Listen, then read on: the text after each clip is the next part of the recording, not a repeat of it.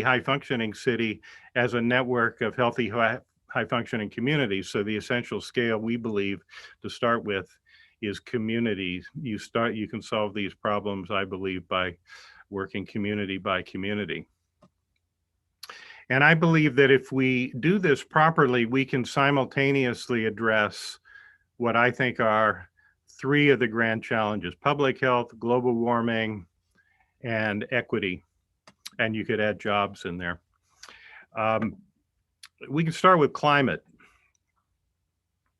So there are basically three ways that one can address this. The usual public policy approach, top-down initiatives, decarbonizing the grid, carbon tax, et cetera.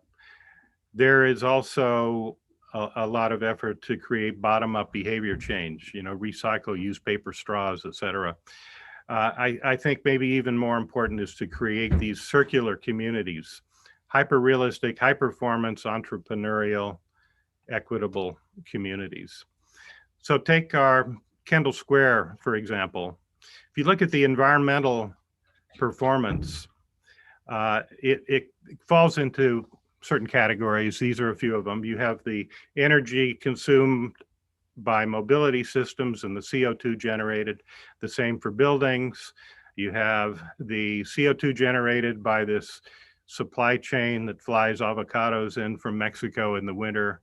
And you have the percentage of non-renewables versus carbon-based energy.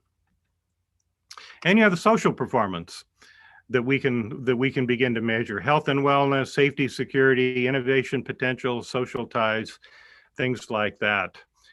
If we start just with mobility, we did a little thought experiment about a year ago. We took the transportation survey and we looked at all the modes that people use for commuting, how many people drove, carpooled, took transit, et cetera. And on average, the MIT commuters generate 3 tons of CO2 per person. And by the way, we're now working with the MIT Office of Sustainability to carry this study even farther. Now, if we went to all electric vehicles, that drops to 2.19, not bad, 3 to 2.19.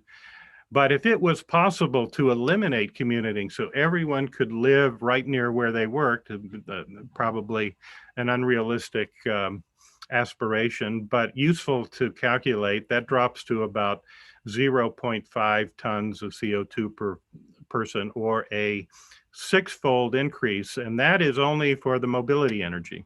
So we think it's not unreasonable to aspire to have a 10x increase in both social and environmental performance in 10 years by 2030 if we worked community by community. We've developed a number of ways to evaluate social and environmental performance. This is the radar plot that we have incorporated into our Cityscope that updates dynamically as one explores different interventions from urban planning to new mobility systems. And this shows the performance of Kendall Square, which is actually not particularly good. Very few people live there, low diversity of housing, very few third places, cafes, restaurants during the day, even less at night because very few people live there.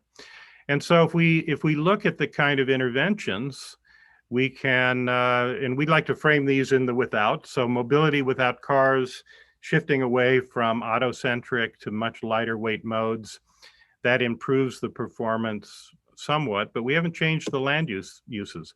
If we could create very diverse housing that was affordable, use some of the strategies we've been working with, small, compact solutions that transform from function. You live large and maybe half the space. That makes a significant difference. If we move to renewables, that makes a significant difference in terms of the CO2 generated. Resources without transportation. This is actually a way just saying, if you could give people walkable access to all the resources they need in life, they can walk to the shopping that they need, the schools, from jobs to home, homes to jobs, et cetera. that improves it dramatically. And if we do all this, you can increase the density without the negatives that are typically associated with density, without the traffic congestion and pollution and noise, et cetera. Now, okay, so it's good to have a vision. It's good to have all these innovative systems, but they are insufficient. This is the area we've been working mostly for the last 10 years. But we need to do better than that. The bigger challenges are actually these three: to get industry to adopt innovation and to buy into the vision, to get government to adopt it, to issue the approvals, to put in public policy that creates incentives to do the right thing for the real estate developers and those building infrastructure. And it's really key to increase community acceptance. And a great example of this, I'm sure most of you are familiar with the Sidewalk Labs Toronto project, the Google spinoff. It failed back in May. Some of this was due to the coronavirus, but I think it was fundamentally about a failure to build trust with the community, to communicate the value proposition, what they were bringing that would to the project, to the city, that would improve the lives of the people that live there. So start with the investors. There is this fairly new trend towards defining ESG metrics, environmental social governance. We think we can go beyond the conventional approach to ESG metrics and design the metrics that can quantify the impact on community, gentrification, the reduction in commuting, the access to local resources, et cetera. This is key because cities are built with private money largely these days. And there's something like $23 trillion that has been committed to investing in companies who've demonstrated ESG impact. But the current ESG ratings are focused on the internal performance of a company, not on the community impact.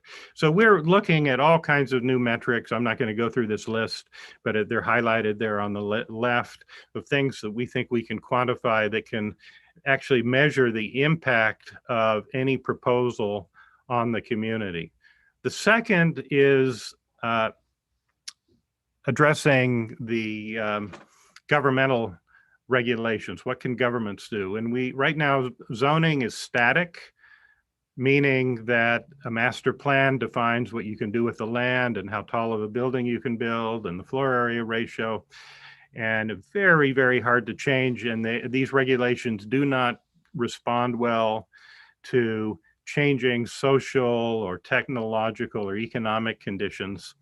So we're beginning to think about a way of giving the property owners, the real estate developers, those companies that deploy systems, the Ubers and the Lyfts, for example, incentives for deploying their systems in a pro-social way. So this is simply saying that right now there are a few incentives in the zoning, like a developer building luxury housing has to build a few affordable housing units. Well, we can go much farther. The community could define a whole long list of things that they need, and that could be mapped to community benefits. We've begun to build a model that can look at the dynamic incentives over time. If we can lower the cost of housing for people in different income brackets, different demographic profiles, to provide well-defined, affordable housing near where they work. And the third piece is the community. These are evidence-based platforms for engagement and decision-making. And I'm not going to get into this. I know we've had workshops in the last couple of days on these Cityscope platforms, but we've deployed these around the world, that many of them are specifically designed to engage the community to help define a shared vision of their future. Now, Ryan and Leon, in a Tongji University MIT City Science collaboration, built this simulation tool it's a game-like, it's a game-like platform to look at the incentives. So you can look at what would happen to a community with no incentives, static incentives, and dynamic incentives. So what we're doing here is tuning the different goals, the affordability of housing, the density, the building energy efficiency, the commuting energy efficiency. If you look on the right, that radar plot is updating. These are the targets, these are the goals, and we could bring in many more aspects of that. Then you run a simulation, and everybody in the workshop the other day could play with this tool. It was a little bit of a competition to see who could score the best. So now you're looking at the commuting into the district and the commuting out, and one can then look at the different metrics on the right. So what happens to the diversity of the population, or the distance commuted, or the residential energy consumption, or how does that impact in this holistic view that can be revealed on the radar plot, the social and economic performance of that community. So in order to achieve this, there are many, many areas we need to work on. First of all, we have to think about settlement patterns, urban planning. We can use design algorithms. We need to have really good simulations of these proposed intervention, energy modeling, data analytics, AI decision support, interface design, and a few of the things we'll talk about today: computational law and smart contracts, so you don't have to have bureaucrats enforcing these more complex incentives, public ledgers, incentive design, mutual organizations, local token economies. So with that, I would like to turn it over to John for his thoughts. John, you're muted. Yep, I'm off. Thank you, Ken. I'd like to let me just share my screen here. And let's see if I can do that. Make sure I've got, find my screen here.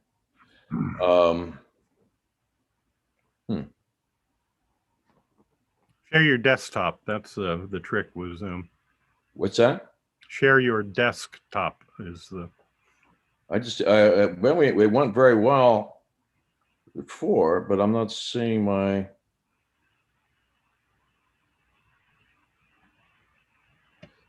Presentation here. Let me see. Oh, here it is. Okay, here we go. All right. Well, I would like to pick up.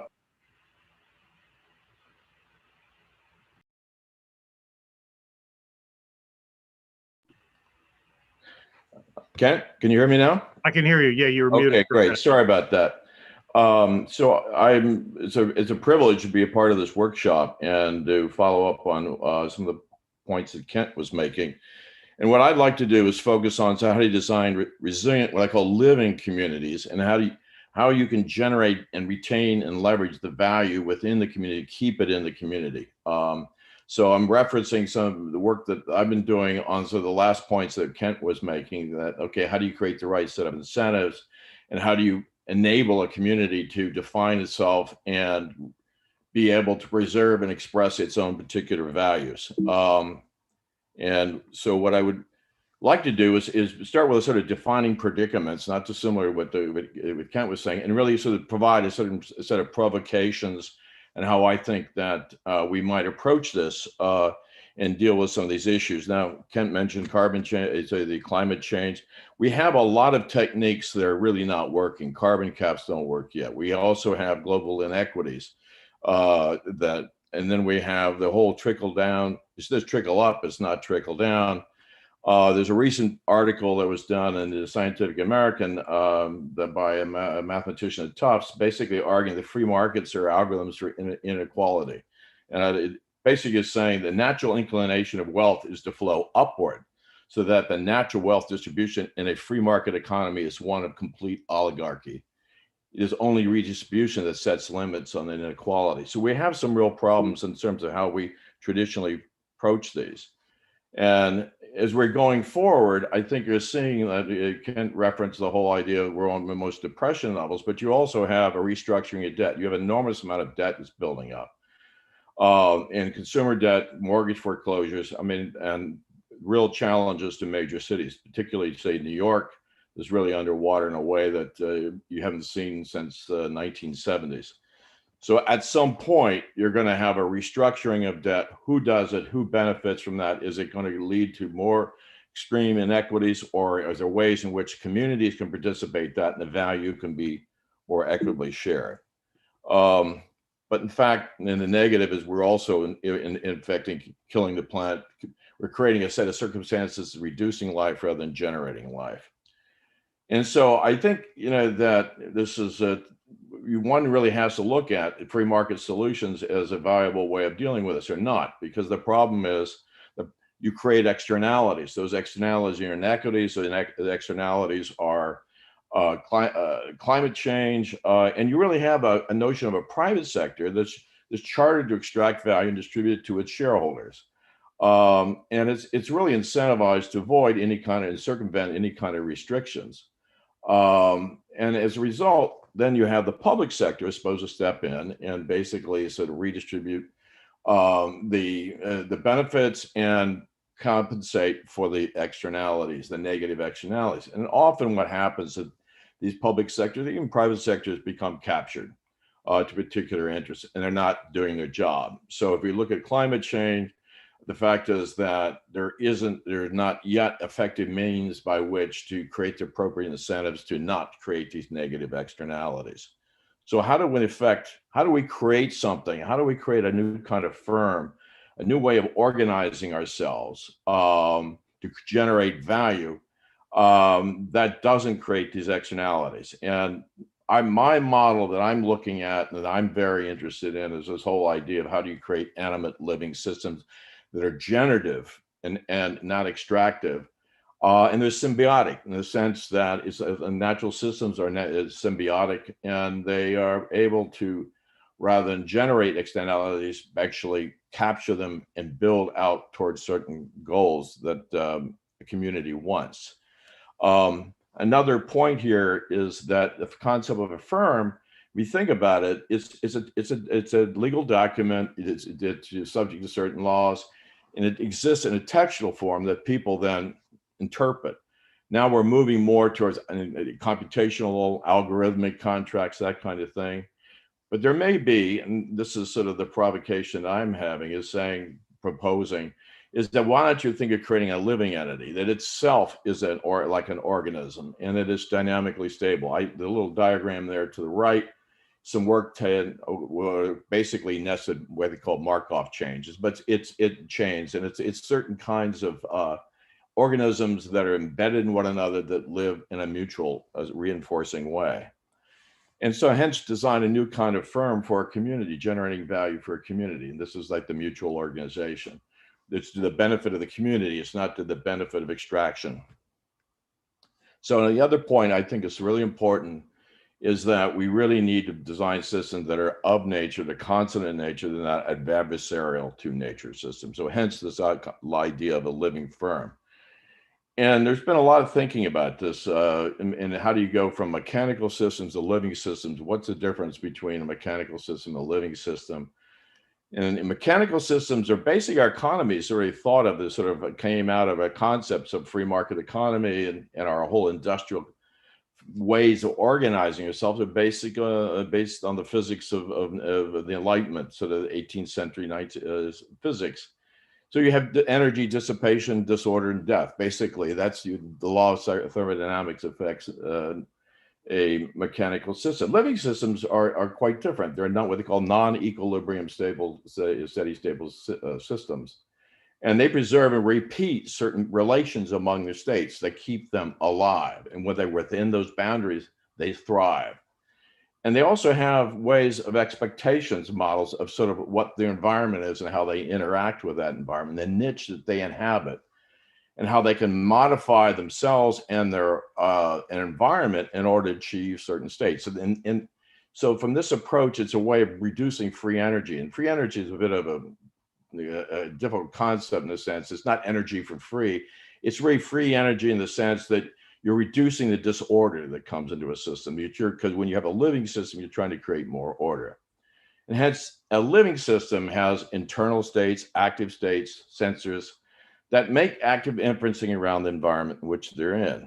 And so you can think of designing a living system around positive rights. This is some new constitutional law is saying, rather than think of negative rights or process rights, why don't you think of rights in terms of kind of outcomes, housing, food, water, wellness, that the purpose of an organization is to achieve those kind of outcomes. And in fact, if the Constitution of South Africa is predicated on positive rights. So Kent referenced ESG metrics. What kind of outcomes that an entity is designed to achieve to meet those positive rights? It doesn't have to be a public sector system. It can be a private sector system. So the idea is really to achieve a resilience through generative sort of internal and external mutualism. And the example for this is there's what I call an existence proof is a Vanguard mutual fund. It is a mutual organization. It's $6.5 trillion under management. It was designed for the benefit of its shareholders at different parties and funds, and it was designed to reduce the costs and to create new kinds of instruments, index funds that delivered value to the members. And it has been a major innovation in the whole mutual fund industry, and it's really transformed it. Its governance is sort of polycentric. It's not a concentrated system.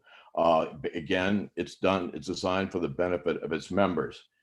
And the other way of thinking of a mutual organization is that you're trying to balance out numbers of different things. And Kent alluded to that, to the idea of algorithmic zoning, and basically recognizing there's sort of like something like a civic homeostasis. You're trying to balance different kinds of objectives, whether it be low-income housing or affordable housing, and also mobility and other things, where you live. All these things sort of need to be dynamically related to one another and create incentives to make them work together. It's a very different way of thinking about things. So one of the things that I've been particularly interested in is the whole idea of principled governance. I mean, this becomes really important. And again, I think this concept of a free energy principle, and I've taken some of the work from Carl Friston, and I won't go into that, and we can talk about that a little later. But these ideas have been elaborated, and they're based upon system theory, control theory, and basically say every good regulator has a model of the system it's adapting to. So it was like, if you're going to build governance and you're going to regulate, so you have to have a model of the environment and yourself in that environment if you're going to achieve stability. And so Friston's work is about the free energy principle, active inferencing, creating this number of techniques by which a system can model its environments, interaction in environments, and achieve what he would minimize free energy, create more order based upon its definition of itself.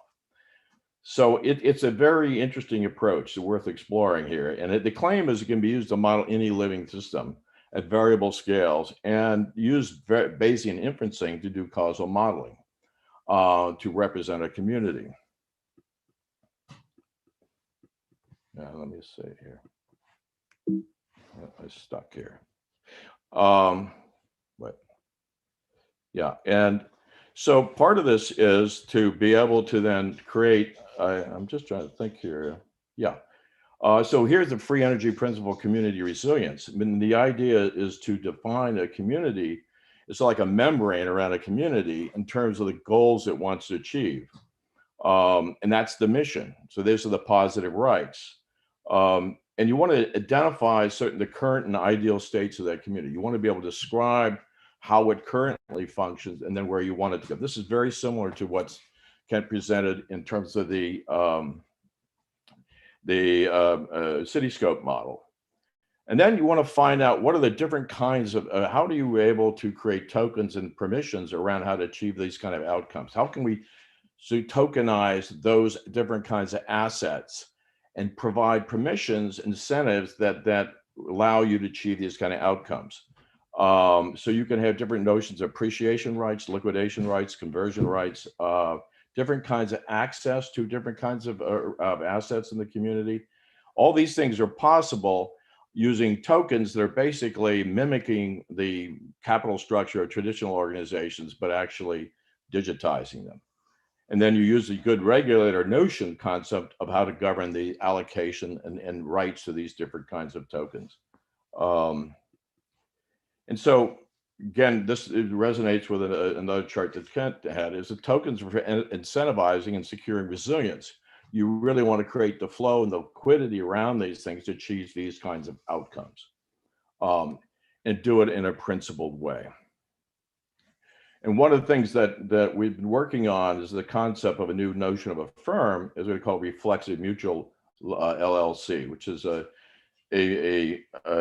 kind of legal and financial structure that is designed for the benefit of the community, that where the community owns the assets, and you're able to take outside money and then retokenize and allocate it and pay it off and build up asset value within the firm. So it's like a living organism. It's not like a mechanical organism.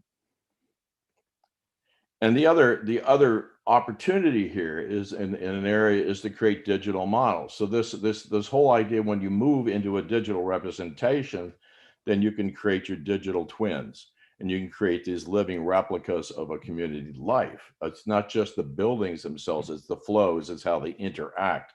It's what Kent calls a social performance.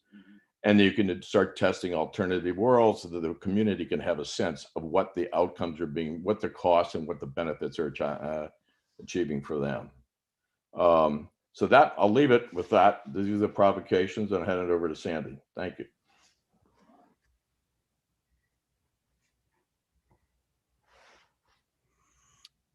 John, maybe you can stop sharing your screen.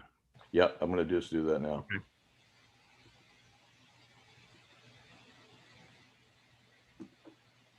Good. So I want to take that, which is sort of like the big picture, and hopefully make it a little more pedestrian and hopefully a little concrete, I think, is the way I would think about it. So let's see if we can get this all to roll. Okay. That should be the screen. So I run a group called Connection Science. It lives next to Kent's group about city science. And we think about data. We think about governance. There's a website there. We also run an alliance of law schools called law.mit.edu to sort of think about the sort of things that John was talking about in terms of the governance. And we help people like the World Bank, Australia, Colombia, Inter-American Development Bank actually implement programs. And we work with MasterCard and Intuit and Swisscom and so forth, and to do some of these. And the sort of projects that we do, we just helped the government of Switzerland spin up a thing called Swiss Trust Chain, which is the infrastructure for managing some of the things that we're talking about. It's a blockchain system for handling digital assets. And we did the same thing for Fidelity Management to minimize their customers' exposure to cyber attack and give them more control over their data. So it's actually building these sorts of systems at scale in production. We don't build them, we help people build them. And this comes as part of what I call, and various people call, the data revolution. It seems a little pretentious, but that's what the UN Secretary General decided to call it. And I'm going to follow his lead. So many years ago, I was privileged to lead the discussion at Davos that led the GDPR.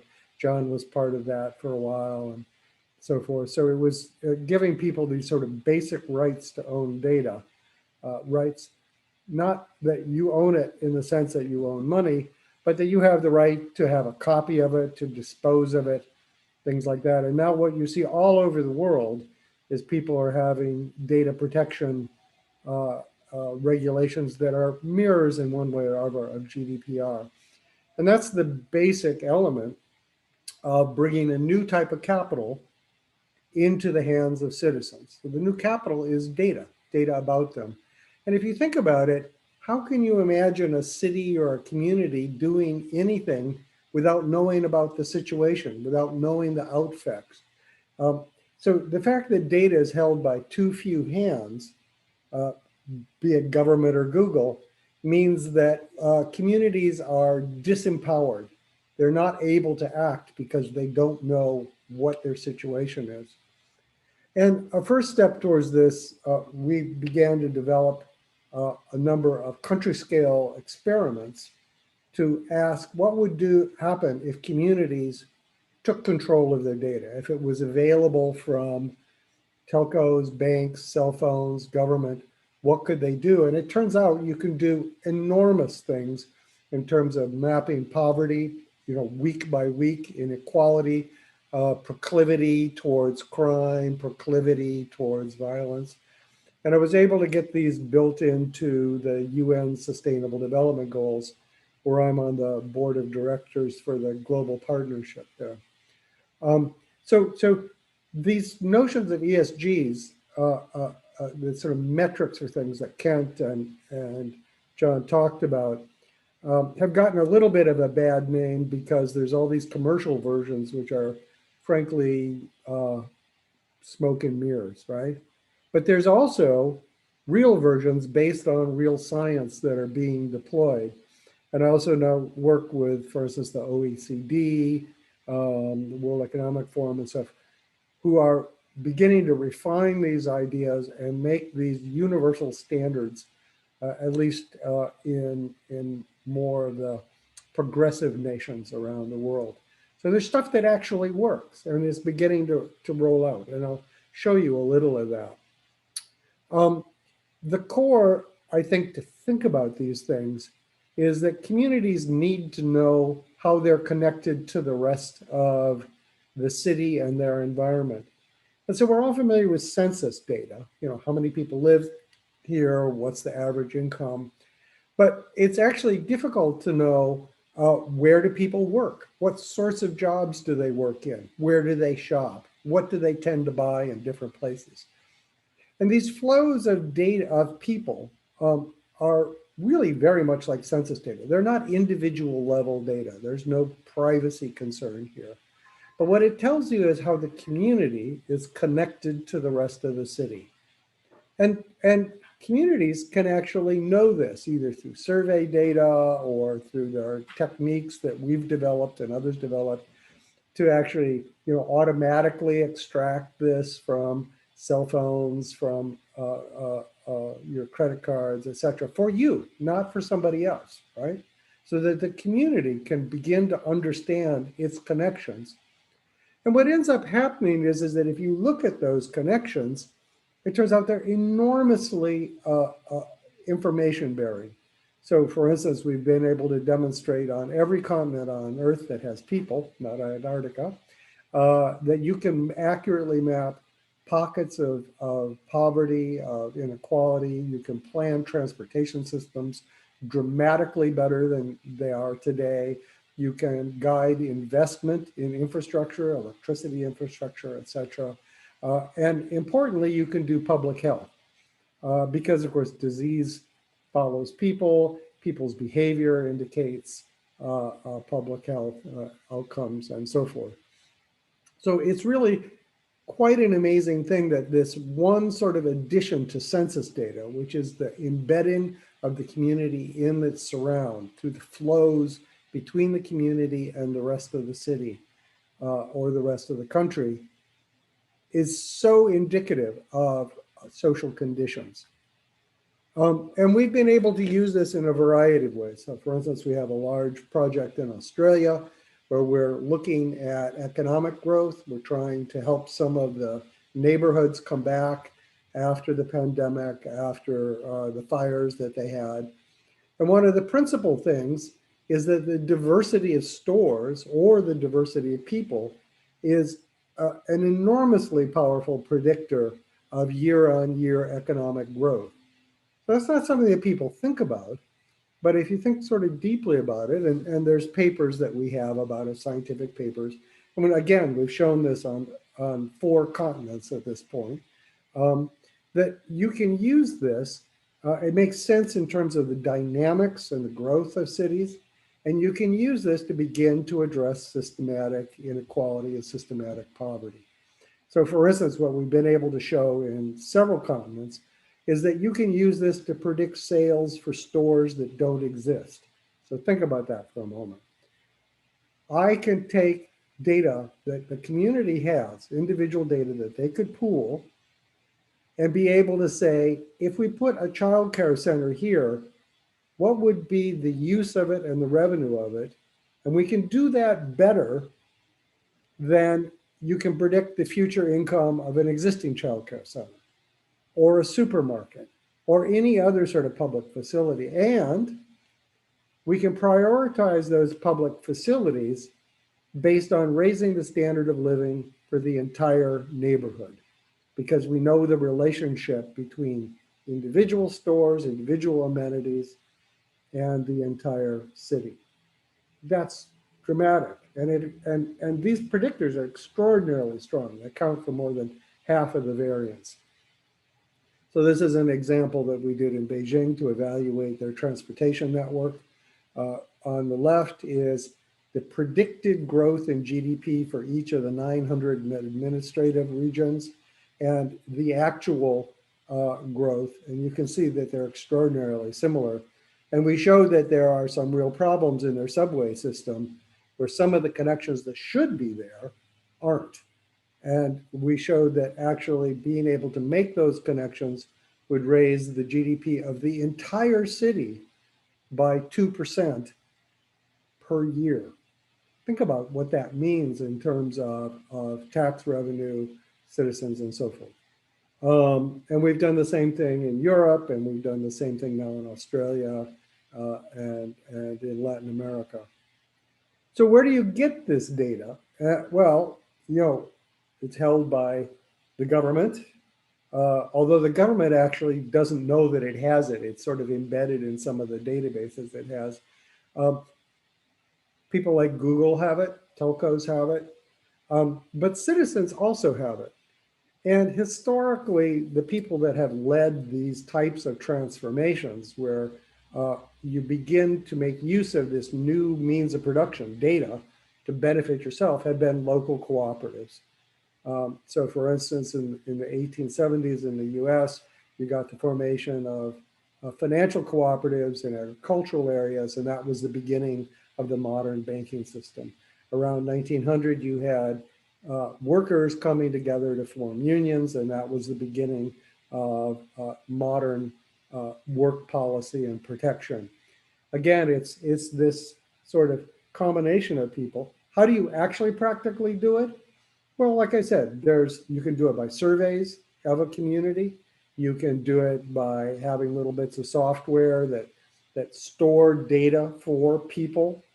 So not giving away the data, just being able to put it in a community organization where people can look at some of these things. And we're beginning with John and others to be looking at giving these sort of facilities to alliances of credit unions. I'm working with consumer unions around the world and labor unions around the world so they can take control of their data to make their communities better. And this one at the bottom here, the NREC, right, is really quite amazing. So in the United States, electricity is everywhere, right? He said, well, how did that happen? And everyone will say, oh, well, that was the government, deployed this sort of stuff. Well, actually, no. And nor was it companies that did this. 56% of the area of the United States is electrified because local communities pooled their information about what their needs were and their money, and they built their own electrical system. starting around 1935. That accounts for the majority of the surface area electrification in the whole United States. We think about the big corporations, but actually it's community organizations taking control of things, in this case, data, to guide investment, to guide what they want, that can really make things go. And historically, that's always been true. I think that's the right thing to begin doing again today. So that's what we're up to. There's papers about it, of course, which we'll be happy to share with you. So I'm going to stop there. Thank you all. And we can talk. Thanks, Sandy. Well, maybe if everyone could think about questions, but I'm going to start with maybe question to you, Sandy, following up on what you presented about the data exchanges. So the telecom data that you work with, we work with, a lot of people do. The best data seems to be controlled by private parties like Google, financial data by the credit card companies, purchasing data, the banks, et cetera. What are the challenges to getting access to this private data so it can be used for the public good, from public health to urban planning? Or do we even need to do this? So is it enough to build these community exchanges? So there's several paths, but no, you don't need to go to them to do it. On every smartphone, for instance, there is a couple little things you can pick, and you can see your mobility data. So that's the telco data. You can do similar things through companies like Mint and stuff, where you can download your purchasing data. So communities can actually, through individual action, get control of this data. A cooperative can distribute, you click yes, I'll be part of the cooperative. And now a cooperative can hold, not own, just hold that sort of data for you and be used for the community. And this is rather like a credit union, right? You put your money in, it doesn't mean the credit union owns your money, but it allows them to aggregate things for the good of all of the members. And so we're helping labor unions, credit unions, people like that, help with those sorts of things. It's also, though, the case that telcos, apps of various sorts. So for instance, if you have a community organization that has a buy local app, then that community organization has exactly the sort of data you need to do this. Right? So a buy local app is a fairly common thing. Or if you have a local currency, so a lot of places have, if it's Lexington bucks or something like that. And those things have exactly the data that you need. So those are cooperatives. And what they can begin doing is using the data of the community to begin guiding community investment. And the economic argument for this is incredibly compelling, because what it means is, and this is the part that we're working on, is that you can begin to get much improved loans, seed loans. You can set up legal structures around that, because you have high performance ESG measurements that predict the success and the impact of any investment that you do. So the key is that you have to not only be able to measure the impact, you have to be able to predict the impact. And once you can do that, you can get the resources to be able to take action. So I guess follow-up question is,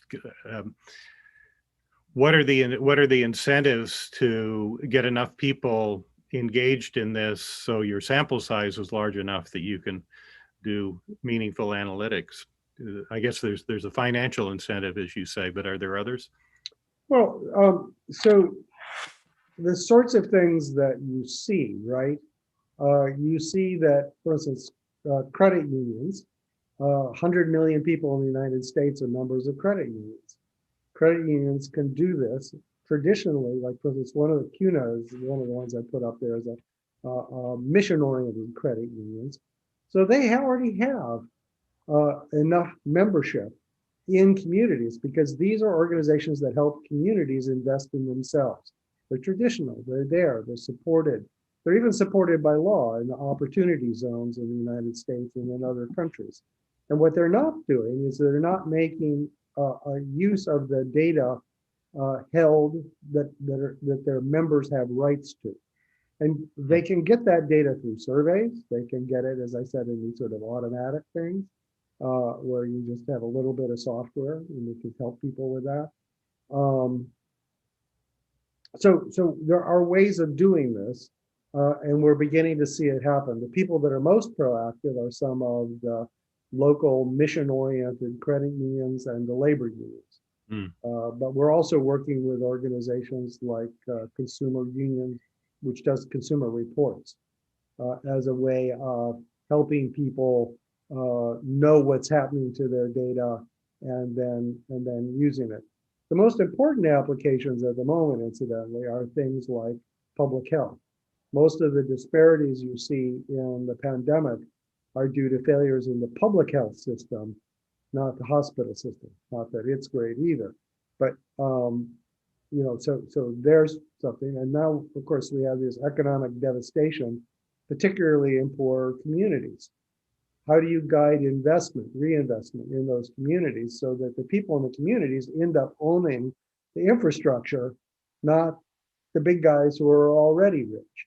And so that's the type of legal contracts that we're doing. We're working to build housing, we're working to build other sorts of infrastructure, guided by this sort of community data, with the principle of community ownership of infrastructure that benefits the entire neighborhood. Mm-hmm. So this connects directly to what John was talking about, the mutual organizations, absolutely, et cetera. So John, so let me ask you a question about this concept of civic homeostasis that we've been kicking around for a while, which I really like. But the difference between now and 150 years ago is that many differences, but one is that in a local community, a lot of the assets are owned by the international property asset managers. A lot of the systems are controlled by the tech companies. You have the retail chains, et cetera, and it's really an extractive model. Exactly. And it's not designed to keep wealth in the community. So what are the challenges of countering, or maybe harnessing, it would be better, these powerful forces to keep wealth in the community? Well, I think Sandy put his finger on it. I mean, there's the idea of setting these mutual organizations and co-ops, and when you look at electrical co-ops, you have agricultural co-ops. There is a basis of a legal ownership structure by which the benefits can accrue to the members, and that's why I referenced the Vanguard. And I really think that if it's not to be, and this is the point I was trying to make, is this whole idea of extracting value out. How do you capture it within the community, then leverage it to create, reduce the cost of credit, reduce the interest rates, to reduce risk? And you can use that by, as Sandy was saying, getting the data. And what you want to do is create a set of incentives, basically, to take outside fiat capital, convert it into basically multi-valued community capital. This is the idea of homeostasis. Is in homeostasis in living systems, you can't. It's not a winner take all. It's like, oh, the brain's going to win. No, it's got the lung. You've got to balance a whole set of interacting nested systems that are interdependent with one another, and then you've got to be able to interact with your environment and raise the constantly evolve it in such a way that it raises the opportunities and increases the outcome. This is why I think the ESG metrics are so important. As you mentioned, there's like $23 trillion on the sidelines. if you can have better metrics and show certain kinds of outcomes and sort of combinational value creation, which I think you can, and you get the data and you can mitigate the risk, I think you're going to attract the outside capital, pay off the outcome, and then retain sort of the differential to build up assets within the community, reserves in the community. And I do think you need to denominate that in your own local currency. You have to develop your own reserves. And then you can have interoperability between different kinds of communities. But it's important for the community to act as its own bank. And that's why, again, the credit unions are such an interesting opportunity to do this. They're chartered to do it. I mean, they tend to be a little bit behind the wave, but if they know they're going to have to go through digital transformation, so they're setting up digital wallets, and with that is the data that comes with it. So I think there's a real leverage point there that's going to be quite powerful. Mhm. So one thing is that we've been talking with there's an association of city mayors for the entire United States. I remember talking with the president of that, and there are organizations to sort of balance all of these competing interests already to sort of make the homeostasis that you're talking about. But most of them are a little sad because it's sort of low energy because they don't have a concrete way of doing projects, and there isn't really sufficient funding behind them. Right. But they could easily be activated if there were real investments, real projects, real plan for renovation based on community data. They would be happy to jump in and help trade off the balances, make sure that the connections are there, and so forth. Yeah, I think that just to that point, you're starting to see new kind of financial instruments be designed for that. So it's not just green bonds, but there can be resilience bonds. And the PNB Paribou is you get a reduced interest rate if you hit certain ESG metrics. And I think that's sort of the beginning. If they can get their returns and they can have that set of benefits, then you can start to attract capital within the cities, because you have all these infrastructural problems going on, and the public finance does not look like it's not going to be sufficient to do it.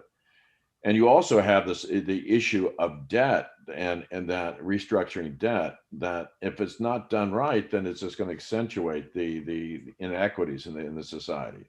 You're going to have the Mnuchin's coming in, buying up cheap debt, then housing, and then leveraging it, and people going out on the street.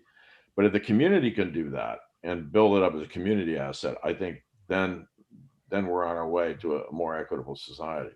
Right, but it's essential you have good metrics. You know what your goals are. And I think, Sandy, you mentioned I don't know if I can't remember if you're talking about ESG or SDG. I want everybody to make sure so ESG is the environmental social governance metrics that are typically used by investors, and the SDG are the sustainable development goals developed by UN Habitat. I think, Sandy, you called them smoke and mirrors. The ESG ones, there's a really interesting, not the SDGs, but right. Those are being implemented by national statistical offices around the world. They're serious people. But there's an interesting article by Roberto Rigobon about ESGs, and it's sad. Essentially, they have no predictive power, and there's several of them. They contradict each other almost completely. And so the commercial ones that are out there are just not worthwhile. I should mention, actually, I forgot to do this, is that I have a new book on this sort of concrete investment strategy. It's called Building a New Economy, MIT Press. So just Google New Economy Pentland and you'll find it. And it sort of talks about some of the issues of doing this and governance and law stuff too. Mm-hmm. So do you buy into our premise that we need to take these metrics that are more internally focused on the performance of a company and develop more holistic Absolutely. community performance metrics? Absolutely. And what's interesting is that For instance, the OECD, the Association of Rich Countries, is actually putting together those sorts of metrics right now. Mhm. World Economic Forum just released a proposal for what those are, which is sort of the largest companies in the world. The audit companies, so the Ernst and Young, Deloitte, etc., just released their version of this for auditing. I mean, so everybody is sort of as part of the G20 discussions. So they're really critically interested in this, not so much for auditing like some of these others, but for prediction of Right. inequality, of pandemics, of crashes, and so forth. So you're seeing a worldwide motion by international organizations and by nations to codify what needs to happen.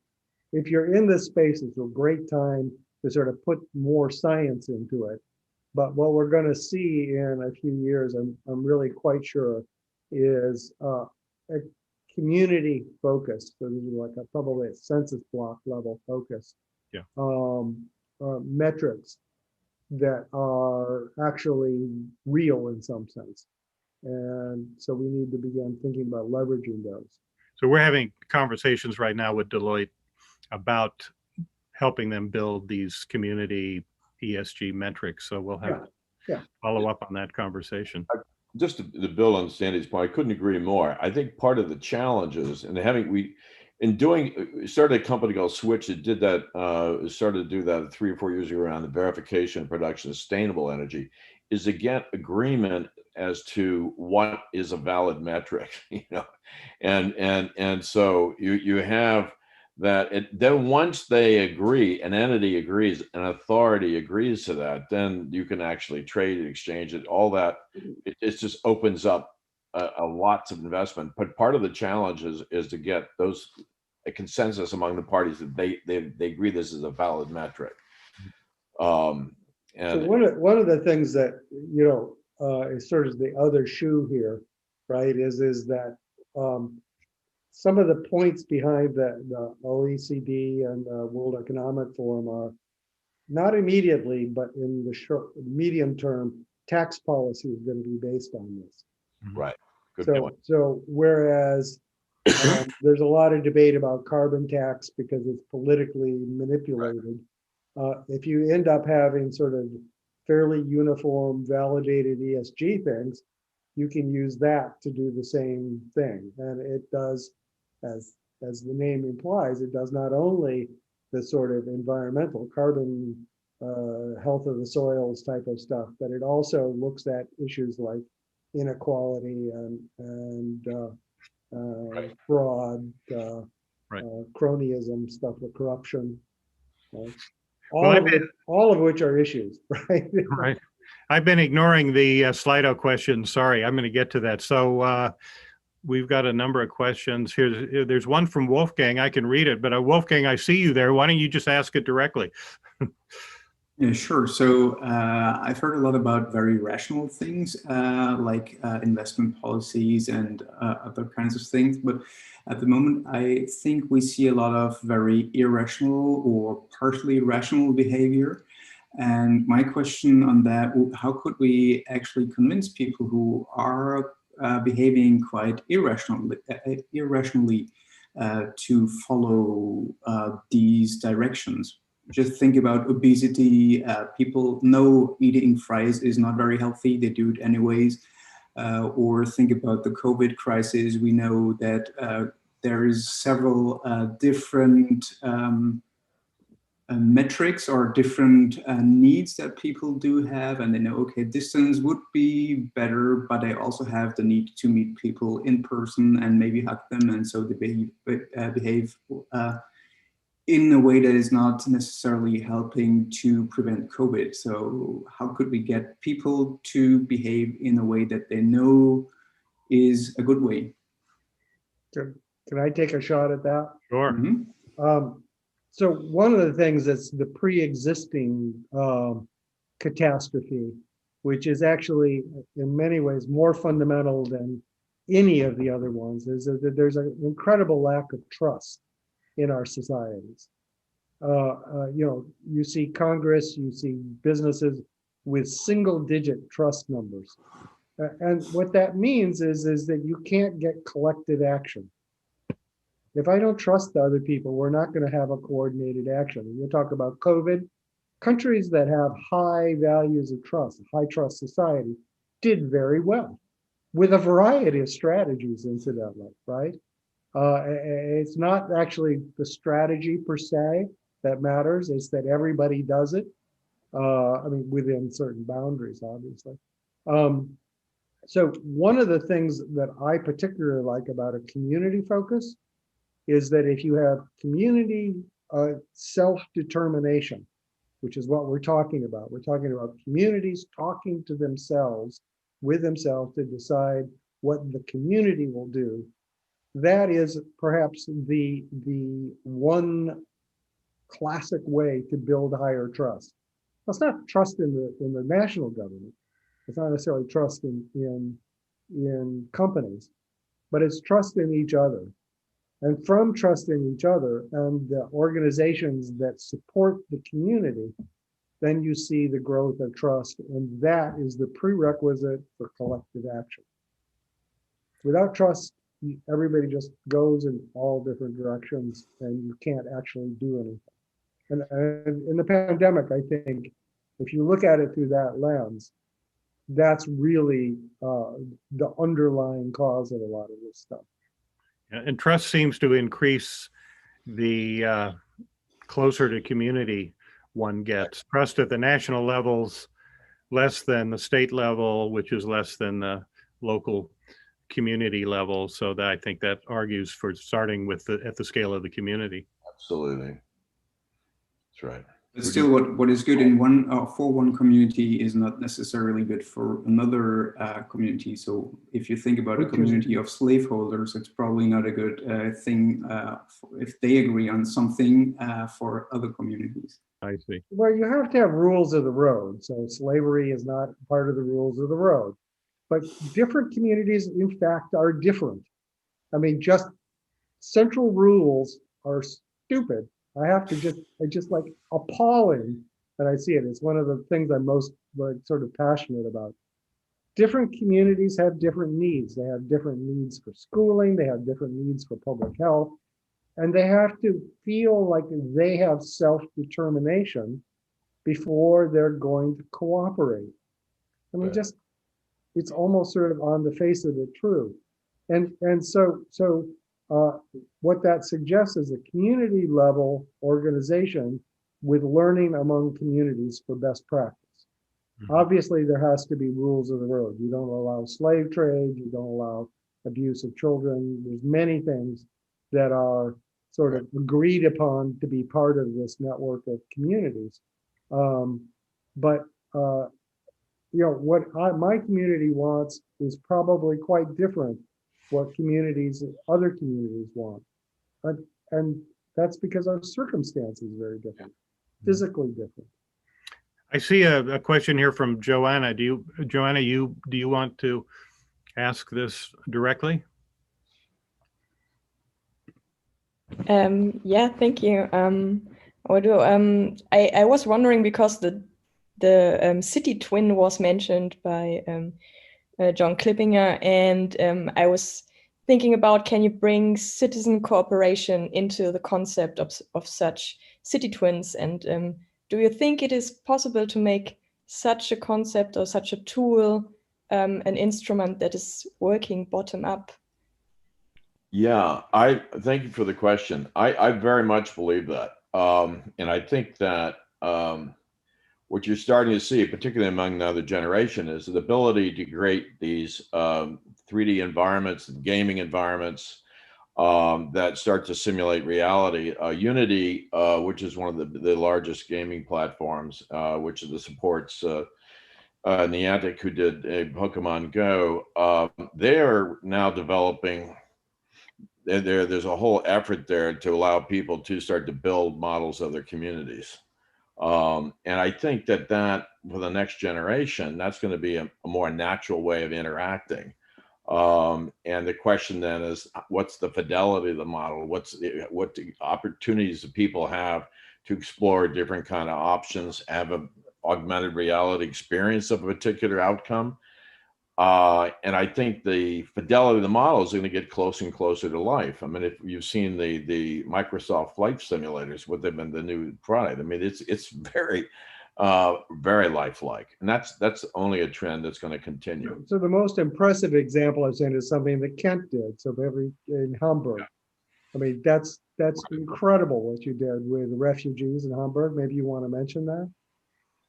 Yeah, and I think there's some people on the call from Germany who are very familiar with that. But yeah, but that was for me, that was really an extraordinary experiment. The notion was you have this very emotional, politically charged challenge of accommodating refugees in your backyard, and the mayor wanted the process of deciding where to build the housing to be a bottom-up, community-driven process that did not create ghettos where every district, rich and poor, shared equally. And the typical community engagement process with an open mic where there's a presentation by some authority from the city or an urban planner, whatever, and people stand up at a mic is a completely dysfunctional process. It just brings out, I think, the worst of the process. The people that object show up to oppose, and the people that support usually sit quietly or don't even come to the meeting. But in this process, if people, the premise was, the hypothesis, that if you build a platform where people could creatively engage in the process, could make decisions, it was evidence-based. When there was a proposal, they could immediately see the feedback, that it would change the whole dynamic. And I think that really gave us confidence that you could create a new type of community-driven process to create, to first of all, come together and agree on a shared vision of the future, and then in a much more data-driven process, make informed decisions about how to achieve that future.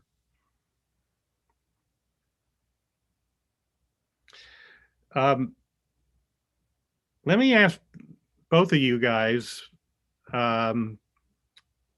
about all the new technologies that people are talking about, that and what the role might be in this. We have the computational law projects, Andy, you're involved with, smart contracts, IoT, blockchain, genetic algorithms, generative design strategies, on and on. All these things are quite hot at a place like MIT. How can we deploy these, or which of these should we focus on to create the kind of communities that we're discussing? Well, there's a lot of different things out there. They have different time frames, but one of the ones is the sort of blockchain system. So the government of China has a pilot system like that I think is 150 million people. The government of Singapore, and particularly Temasek, their large sovereign wealth fund, are busy deploying one for all sorts of city functions and commerce functions. We just helped the government of Switzerland deploy one. And you see half the countries in the world trying to go to central bank digital currency all of a sudden. And so you're going to see stuff like this in large scale distribution in the next 2-3 years. It's just really clear. Like that. Along with that, you're seeing really the sort of increased digitization of everything, which is IoT, things that will claim to be 5G. I think those are much less important than the platforms and the governance of those platforms. Computational law is a particularly interesting one, because law has been, when you set up a company or when you do anything, an enormous amount of cost is spent on getting the lawyers to agree, and that's upfront cost. So it's the worst sort of friction. And what's happening is you're seeing finally a lot of standard laws becoming semi-automated, not fully automated. And people are beginning to write laws in the way that sort of John was talking about, where they're actually have a mirror in code so that they can be much more dynamic. And some of that will happen very quickly. So the automation, the ability to have sort of augmented law, so that a lawyer can now do routine things trivially instead of having to bill all those hours, but can focus more on the strategic stuff. That's happening at an incredible pace. Every company, all these startups are doing that. The longer run stuff will take time, just maybe as it should be, because it's more tangential. But the deployment of these blockchain systems also means that you have the deployment of digital contracts. And so contract law will become all digital, all computer extremely quickly.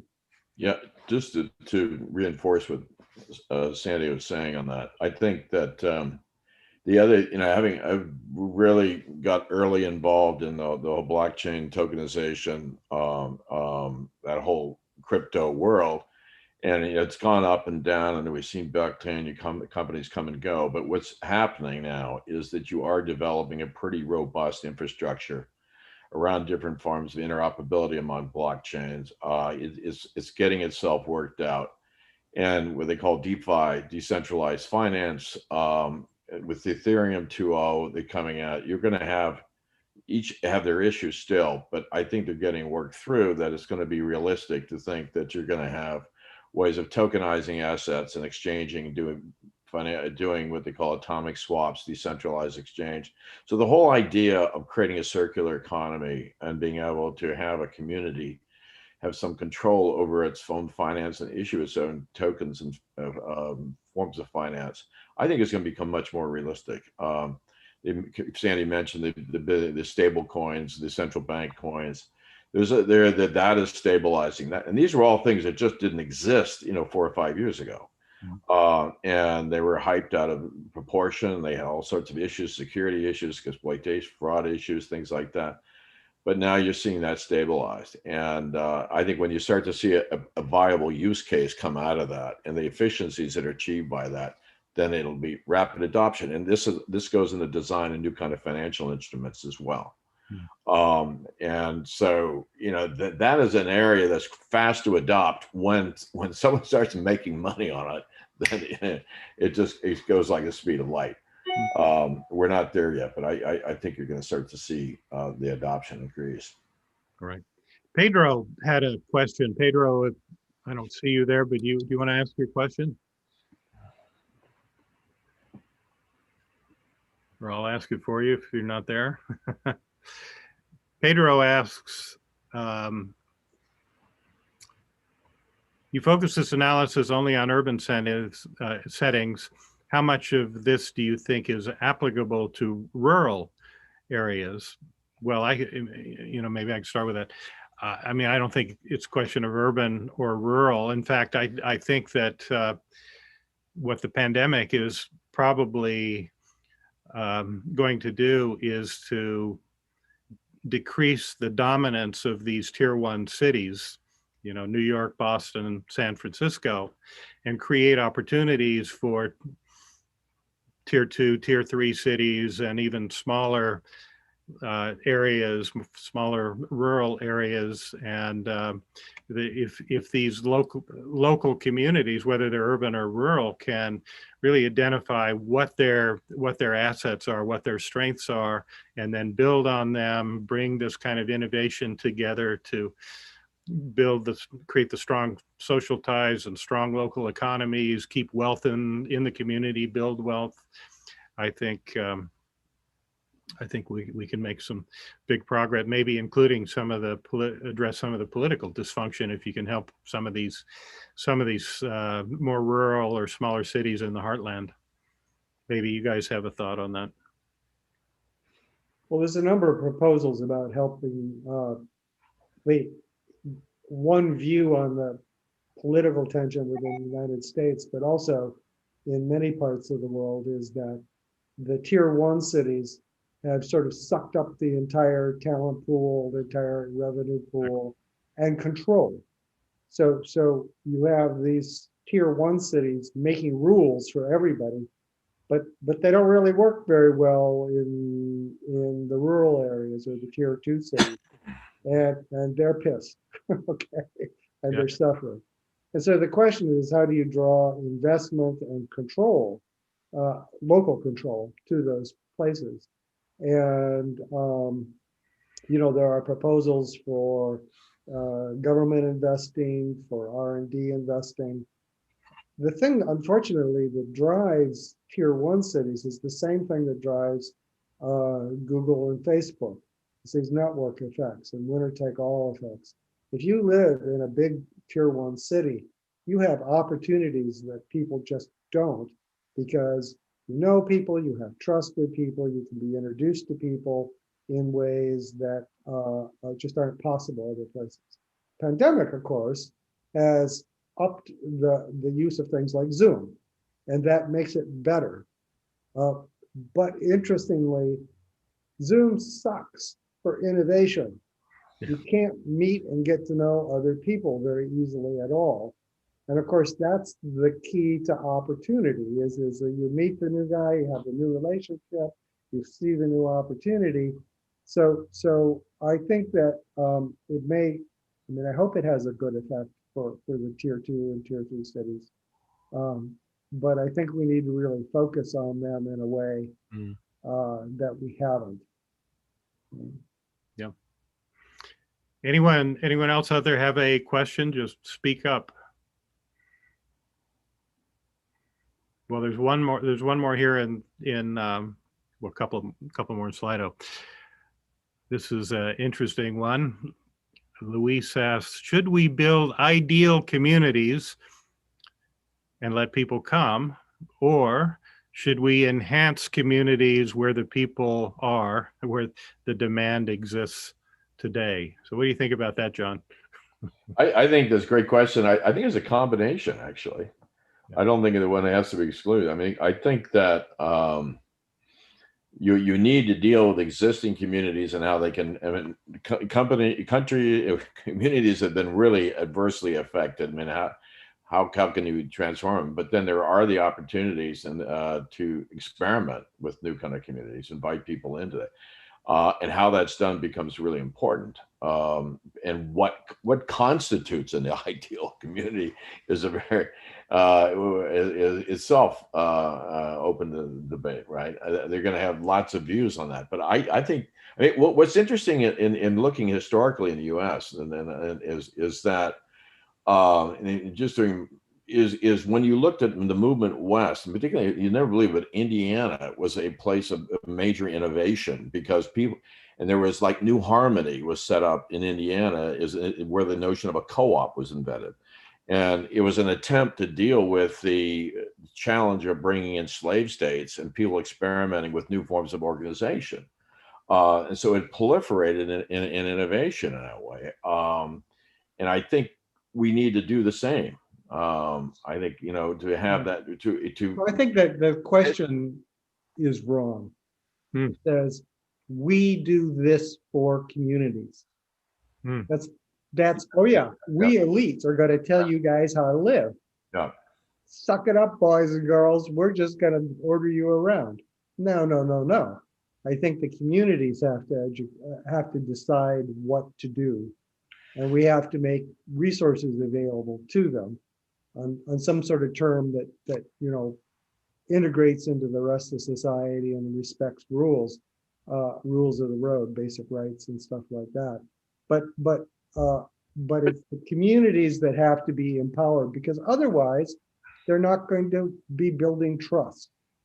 They're not going to be building the capacity for collective action. I agree with it, but there are also these intentional communities. This is what I refer as in the history of the U.S. This is the settlement. You had these little communities. They went from one place to another, and they had an ideal notion of how to organize themselves.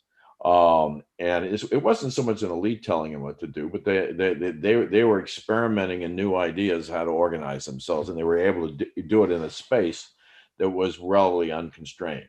I mean, I agree with you. The premise of the question is skewed, but I think that there is this idea of people reinventing themselves in the new kinds of intentional communities, and you have the opportunity to do that now in a way you never before, particularly in a digital imagination. And you want to realize that in an actual instance. Yeah, there are some success stories if you go look back in history that the intentionally created, ideal kind of utopian communities, but most of them were failures. And look to Asia today. Look at these the smart cities that were built, sort of with these grand aspirations.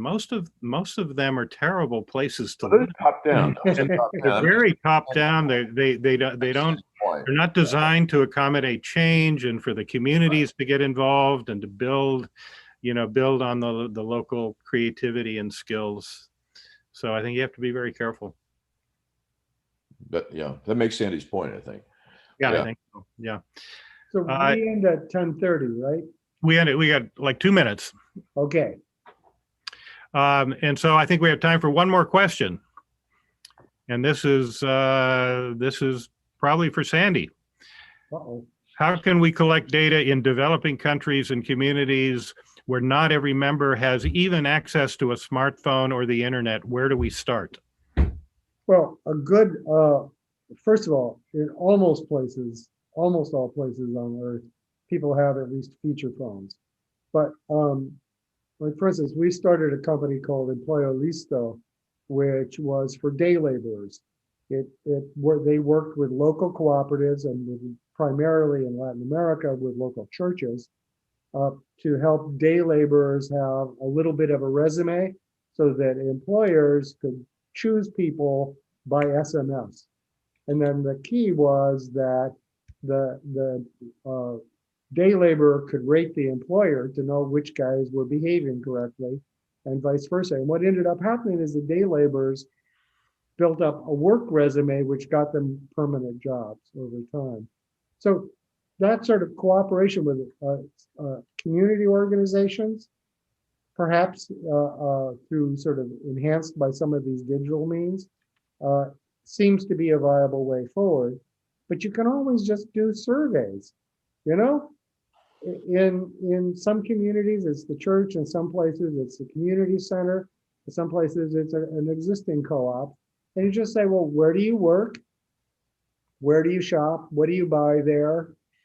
Those sorts of questions, they're not like terribly personal. But if you accumulate those across the community, you can begin doing planning that's really spectacular. Okay, let me ask each of you to leave us with a final thought, put you on the spot.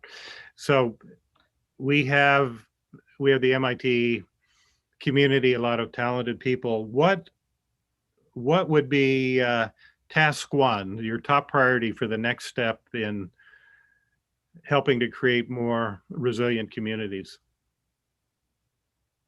I think task one is know thyself. Communities have to understand what the situation is and begin to talk about what they want to do about it. Know yourself. Understanding what's existing, their strengths and weaknesses, and reach a vision of where they want to go in the future.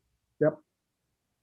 Yeah, I would concur with that, and leveraging their own particular strengths in existing formal and informal institutions is really important. I also think at some point you're getting some kind of metric that people agree to is also important. Okay, so I was going to say much the same thing, so we're in agreement. So, so with that, thanks everyone for participating. Thanks, Sandy. Thanks, John, and we'll see you all later. Okay. Great. Thanks, Ken, for arranging this. Fantastic. Yeah, I really enjoyed it. Yeah.